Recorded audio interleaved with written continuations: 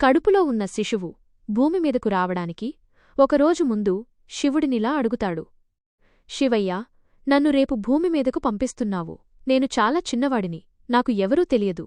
మరి నేను అక్కడ ఎలా బతకాలి అని అడిగితే దానికి శివుడు, నేను నీకోసం ముందుగానే ఒక దేవతను పంపించాను. నిన్ను ఆ దేవత అందరికంటే ఎక్కువగా, ఇష్టంగా, ప్రేమగా చూసుకుంటుంది అని చెప్పాడు. దానికి శిశువు, శివయ్యా, నాకు వాళ్ల భాష తెలియదు కదా, నేను వాళ్లతో ఎలా మాట్లాడాలి అని అడుగుతాడు. దానికి శివుడు ఒక చిన్న నవ్వు నవ్వి, నీకోసం అక్కడ ఒక దేవత ఉంది అని చెప్పాను కదా, ఆమె నీతో ఇంతవరకు నువ్వు విననటువంటి అందమైన మాటలను నీతో మాట్లాడుతుంది. అలాగే నీకు వాళ్ల భాషను నేర్పించి అందరితో ఎలా మాట్లాడాలో నేర్పిస్తుంది అని చెబుతాడు. శిశువు, మరి నాకు ఆకలేస్తే ఎలా అని అడుగుతాడు. దానికి శివయ్యా, నీకోసం అక్కడొక దేవత ఉంది కదా, తను తినకపోయినా సరే నీకు తినిపిస్తుంది అని చెబుతాడు. అప్పుడు శిశువు, శివయ్యా, అసలు ఆ దేవత ఎవరు, ఆ దేవత పేరేంటి అని అడుగుతాడు. దానికి శివుడు, ఆ దేవత పేరు అమ్మ అని చెబుతాడు.